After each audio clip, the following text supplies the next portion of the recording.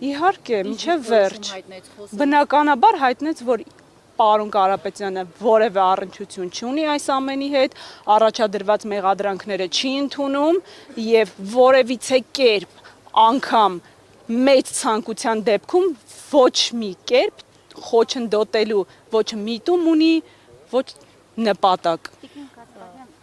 Այս 53 քննիչներից բաղկացած խումբը, այս ընթացքում 53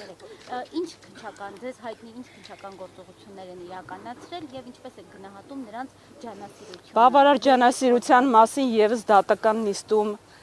բարձրաձայնվել է, օրինակ բավարար ջանասիրություն որպես այդպիսին թարգմանիչ ներգրավել, փաստաթղթերը թարգմանել եւ այլն, ինչպես նաեւ կապված այլ մեղադրյալների հետ գործողություն, օրինակ մեկ այլ անձի բնակարանում խուզարկություն, չեմ կարող նախաքննական գաղտնիքից, ոչ, Սամվել ոչ մի գործողություն, ես